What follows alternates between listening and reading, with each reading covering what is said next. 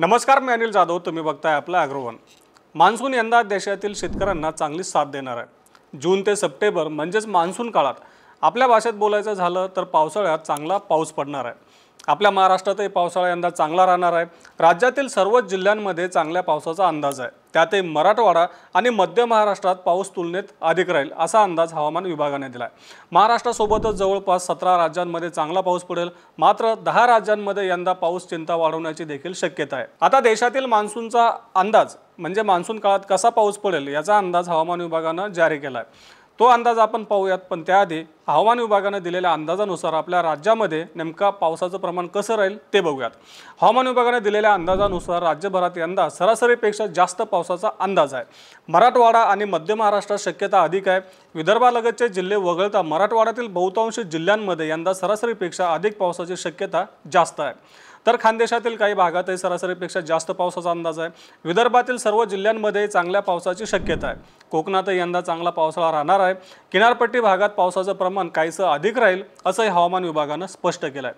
थोडक्यात काय तर राज्यातील सर्व जिल्ह्यांमध्ये यंदा चांगला पाऊस पडणार असा अंदाज हवामान विभागानं दिलेला आहे. आता हवामान विभागानं जवळपास 17 राज्यांमध्ये सरासरीपेक्षा अधिक पावसाचा अंदाज दिला. मग ही राज्य कोणती ते देखील पाहूयात.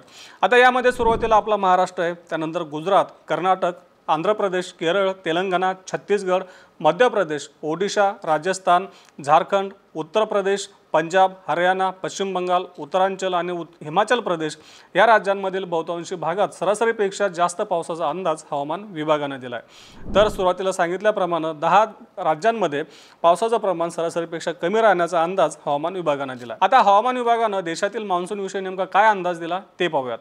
तर मान्सून हंगामात यंदा सरासरीपेक्षा जास्त म्हणजे सरासरीच्या 105% पाऊस पडेल असा अंदाज हवामान विभागाने दिला आहे.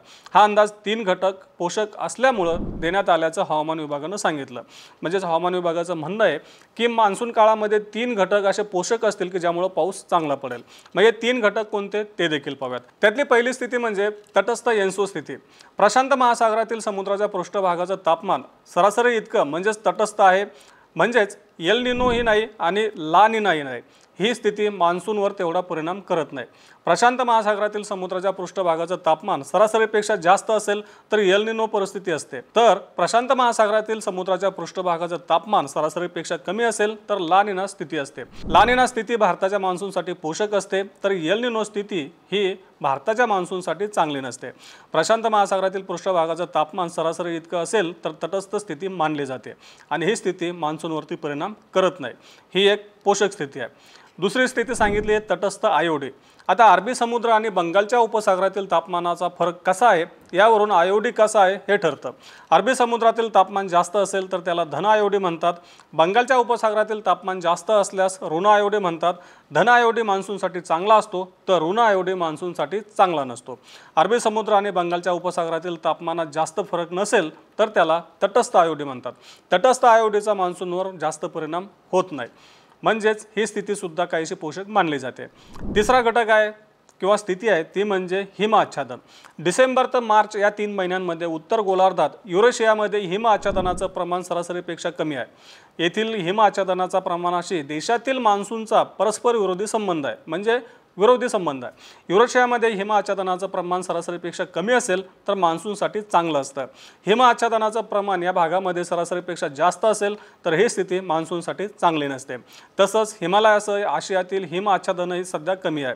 ही परिस्थिती मान्सूनसाठी पोषक मानली जाते. या 3 वातावरणीय घडामोडी मान्सूनसाठी पोषक असल्यामुळे देशात आणि राज्यात सरासरीपेक्षा जास्त पावसाचा अंदाज हवामान विभागाने दिला आहे. आता या पुढचा मान्सूनचा सुधारित अंदाज हवामान विभाग मे महिन्याच्या शेवटी देणार आहे. त्यामध्ये पावसाविषयीची मान्सूनच्या प्रमाणाविषयीची अचूकता म्हणजे अंदाजाची अचूकता ही जास्त असेल. आता या जेव्हा हवामान विभाग हा अंदाज देईल त्याविषयी देखील माहिती आम्ही तुमच्यापर्यंत पोहोचवूच. आता हवामान विभागानं सुरुवातीला जे काही आनंदाची बातमी आपल्या शेतकऱ्यांपर्यंत पोहोचवली आहे त्याबद्दल तुम्हाला काय वाटतं आम्हाला कमेंट बॉक्समध्ये नक्की कळवा. तसं रोज सायंकाळी 8 वाजता मार्केट इंटेलिजन्स सेगमेंटमधून आपण शेतीमालाचा बाजारभाव, सरकारची धोरणं तसंच वातावरणीय महत्त्वाच्या घडामोडींचा आढावा घेत असतो. त्यासाठी आपल्या ॲग्रोवनच्या चॅनलला नक्की सबस्क्राईब करा आणि हा व्हिडिओ जास्तीत जास्त शेतकऱ्यांपर्यंत पोहोचवण्यासाठी लाईक आणि शेअर करायला विसरू नका.